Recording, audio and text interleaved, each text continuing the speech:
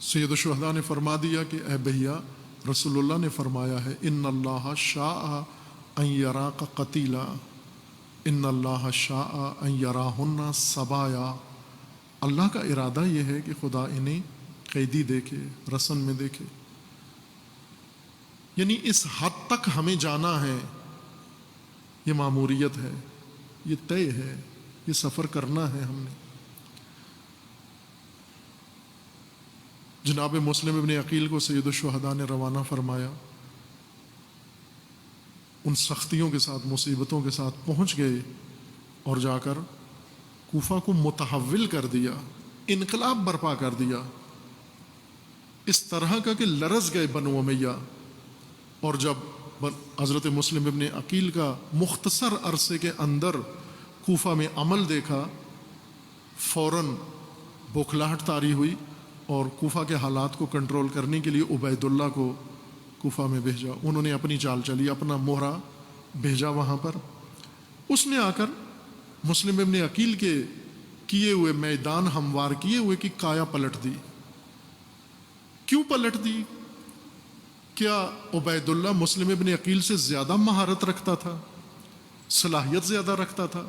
نہ، یہاں یقیناً اس میں کوئی شک و شبہ نہیں ہے کہ مسلم ابن عقیل زیادہ ہر صلاحیت میں، ہر پہلو سے قوی تر ہیں، بالا تر ہیں، عظیم تر ہیں، لیکن اس کے باوجود ساری محنت مسلم ابن عقیل کی وہ ختم ہو جاتی ہے، مٹ جاتی ہے، اور عبید اللہ ابن زیاد نے شہر کی کایا پلٹ کر مسلم ابن عقیل کے خلاف یہ فضا بنا دی۔ یہاں کس نے کردار ادا کیا؟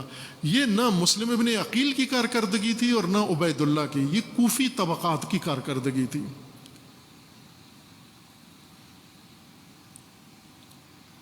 حیوانات کے اندر بھی طبقات ہیں، اعلیٰ نسل کے حیوان، معمولی نسل کے حیوان،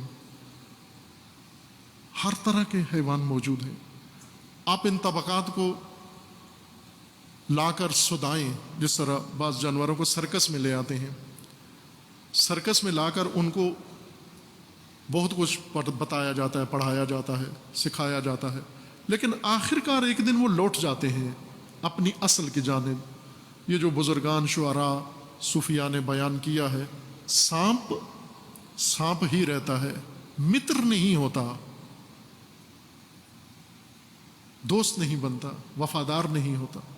سانپ کبھی متر نہیں ہوتا۔ سانپ کا طبقہ تعلق ہے زہر سے، یہ زہر ڈالتا ہے اپنا۔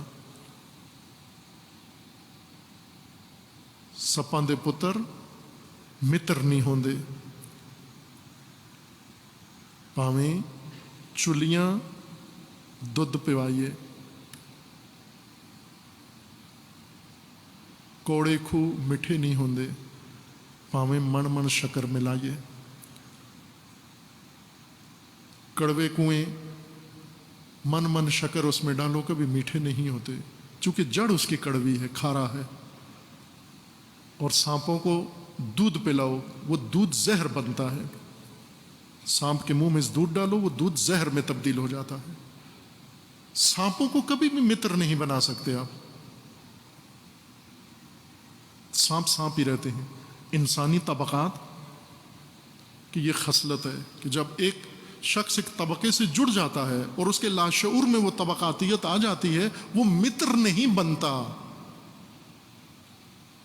وہ باوفا نہیں بنتا، وہ قابل اعتماد نہیں بنتا۔ وہ چند قدم چلتا ہے، وہ ساتھ آتا ہے، لیکن ایک موقع پر آ کر ڈنگ مار کے چلا جاتا ہے۔ کوفہ، یہی طبقاتیت کوفہ کے اندر ہے، اور اس طبقاتیت نے اثر دکھایا۔ وہ کیا طبقاتیت ہے؟ پہلے کوفہ، ان کے اندر جذباتیت ہے، ایک جذباتی طبقہ ہے، جذبات کے تحت آ کر حکومت کے خلاف قیام، جذبات کے تحت آ کر امام کو پیغام، جذبات کے تحت آ کر امام سے غداری، جذبات کے تحت آ کر عبید اللہ کے ساتھ وفاداری، جذبات کے ساتھ حسین کو بلانا اور جذبات میں آ کر حسین کو قتل کر دینا۔ یہ سانپ متر نہیں ہوئے۔ حضرت مسلم ابن عقیل شہر کا نقشہ بدلا، لیکن جب عبید اللہ آیا تو شہر کا نقشہ بالکل الٹ ہو گیا۔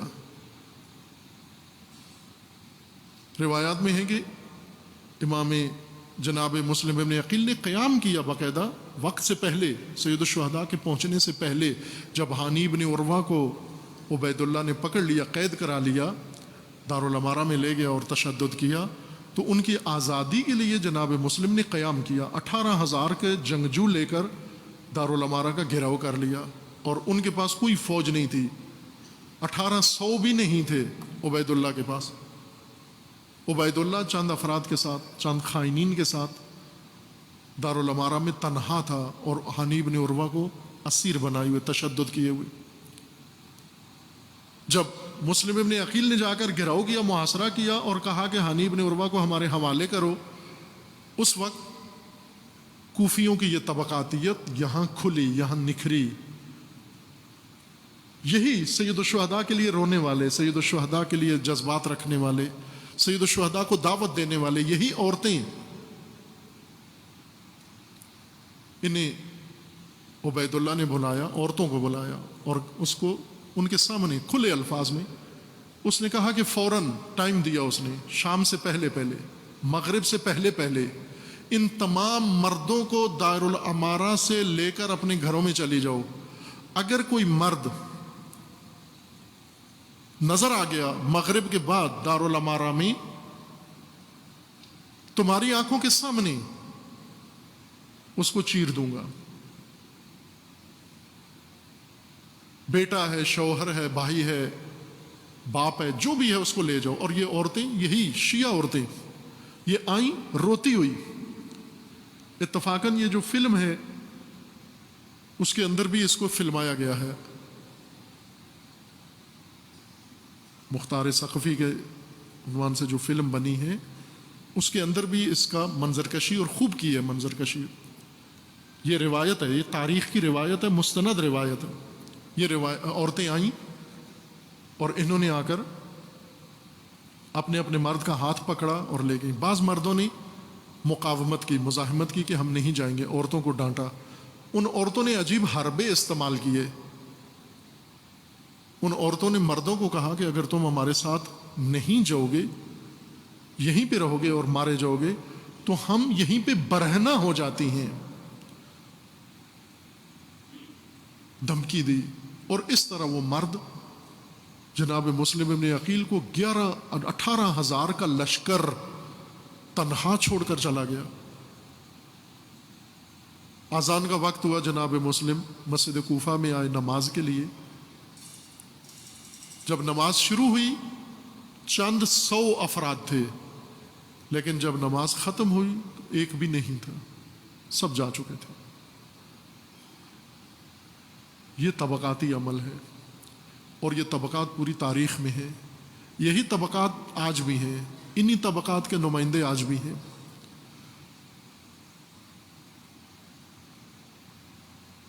جو کسی وقت 18,000 ہو جاتے ہیں اور کسی وقت ایک بھی نظر نہیں آتا۔ اب اس شہر میں تنہا رات کی تاریکی میں، کوفہ کی تاریک گلیوں میں جناب مسلم چل پڑے، لیکن نہیں معلوم کہاں جاؤں۔ آخر کار خستہ ہو کر، چونکہ دن بھر لشکر کشی کی، محاصرہ کیا، پیاس تھی، اور پھر یہ اندوہ، یہ غم اور بھی زیادہ بڑھ گیا کہ جن کے بھروسے پر، جن پر اعتماد کر کے میں نے امام حسین علیہ السلام کو لکھ بھیجا ہے کہ یہ تیار ہیں، یہ جان نثار ہیں، یہ انصار ہیں، آپ آ سکتے ہیں، اور یہ تو یہ نکلے۔ اب کیا کروں؟ نہ کہ اپنی جان کیسے بچاؤں، حسین ابن علی تک کس طرح پیغام پہنچاؤں، ان کی بے وفائی کو کس طرح سے خبر دوں، کس منہ سے خبر دوں۔ اس اندوہ میں ایک گھر کے سامنے جا کر جناب مسلم بیٹھ جاتے ہیں۔ رات کی تاریکی ہے، ظاہر آج کی طرح بجلی اور گلی کی لائٹیں نہیں ہیں، گلیاں تاریک، گھر تاریک، شہر تاریک۔ ایک خاتون اپنے بیٹے کی انتظار میں بار بار دروازہ کھول کے دیکھتی ہے کہ شہر کے حالات نامناسب ہیں، بیٹا اس کا نکلا ہوا ہے، واپس نہیں آیا، بار بار مضطر ہے ماں، اور دیکھتی ہے بار بار کہ بیٹا کب آئے گا۔ ایک دفعہ جو دروازہ کھولتی ہے، دیکھ کر ایک جوان اس کے گھر کے سامنے بیٹھا ہوا ہے، قبضہ شمشیر پہ ماتھا رکھ کر۔ کہتی ہے، اے جوان، میرا بیٹا گھر میں نہیں ہے، میں اکیلی خاتون ہوں، شہر کے حالات ٹھیک نہیں ہیں، تیرا یہاں بیٹھنا مناسب نہیں ہے، مہربانی کر میرے گھر کے سامنے سے اٹھ کے چلا جا۔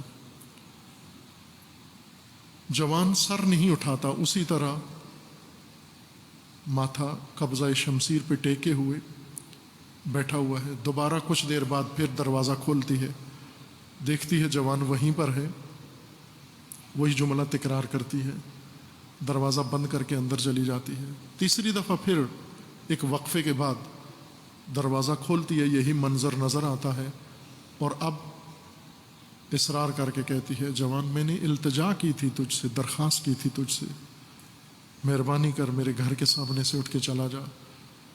اس دفعہ جوان نے قبضہ شمشیر سے سر اٹھایا اور اٹھا کر اس خاتون کو ندا دی کہ اے خاتون، تو یہ تو کہہ رہی ہے کہ یہاں سے چلا جا، لیکن یہ تو بتا کہاں جاؤں، کدھر جاؤں؟ کہنے لگی، کیا اس شہر کے رہنے والا نہیں ہے؟ فرمایا، نہیں، میں اس شہر کا رہنے والا نہیں ہوں، میں اس شہر میں مقیم نہیں ہوں۔ مسافر ہو، کہاں سے آئے ہو؟ جواب دیا، میں مدینہ سے آیا ہوں، مکہ سے آیا ہوں، امام حسین کا نمائندہ ہوں، میں مسلم ابن عقیل ہوں۔ ایمان تھا، محبت تھی، عقیدت تھی امام حسین کی اس عورت کے دل میں۔ معذرت کرنے لگی، اے جوان، مجھے معاف کر دے، مجھے معلوم نہیں تھا، تو میرے مولا حسین کا نمائندہ ہے، تو مسلم ابن عقیل ہے، عرصے سے جس کے چرچے ہر شہر کے اندر، ہر زبان کے اوپر ہیں، تو اتنا تنہا ہو گیا، اکیلا ہو گیا، یارو انصار کہاں گئے، ساتھی کہاں گئے؟ جناب مسلم نے پہلے اس خاتون سے پانی مانگا کہ پانی دے، میں چلا جاتا ہوں۔ اس نے پانی دیا، پانی پی کر بھی وہی تشریف رکھی، اس کے اوپر یہ مکالمہ ہوا۔ اب یہ عورت دروازہ کھولتی ہے اور جناب مسلم کو اپنے گھر کے اندر لے جا کر ایک کمرے میں بستر بچھا کے اور پانی دیتی ہے، کھانا دیتی ہے، آرام کے لیے کہتی ہے۔ دن بھر کی خستگی، ملال اور اندوہ جو دل کے اوپر تھا، غم اور سید الشہداء کی غربت و مظلومیت، جناب مسلم نیند کی آغوش میں چلے گئے۔ عالم خواب میں جناب مسلم نے خواب میں رسول اللہ کو دیکھا، جناب سیدہ زہرا کو دیکھا، امیر المومنین کو دیکھا۔ جناب سیدہ نے ندا دی مسلم کو، مسلم بیٹا، اب تاخیر نہ کرو، اب جلدی سے آ جاؤ ہمارے پاس۔ یہ منظر خواب کا دیکھا، چونک پڑے، اٹھ گئے۔ جب اٹھے تو ایک سرسراہٹ کمرے کے اندر ہوئی، آواز پیدا ہوئی۔ اس عورت کا بیٹا جو دن بھر مسلم ابن عقیل کی تلاش میں گھومتا رہا، گھر میں آیا، پوچھنے لگا ماں سے، یہ کون ہے، اس کمرے سے آواز کیسی؟ بہانہ کیا، لیکن اس نے مانا نہیں، فوراً چراغ لے کر کمرے کے اندر گیا، دروازہ کھولا تو کہنے لگا، جس کی تلاش میں دن بھر گھومتا رہا کوفہ کے اندر، وہ میرے گھر کے اندر موجود ہے۔ یہ نابکار بھاگتا ہوا فوراً عبید اللہ کے پاس گیا اور اس کو خبر دی کہ جسے ڈھونڈنے کے لیے تم نے دستے روانہ کیے ہوئے ہیں، وہ ہمارے گھر کے اندر ہے۔ اس لعین نے اوباشوں کا دستہ روانہ کیا، مسلح، جناب مسلم کو اسیر کر کے لے آئیں۔ یہ آگے انہوں نے اس خاتون توأ کے گھر کا محاصرہ کر کے گھر کے باہر سے ندا دی کہ مسلم کو ہمارے حوالے کرو۔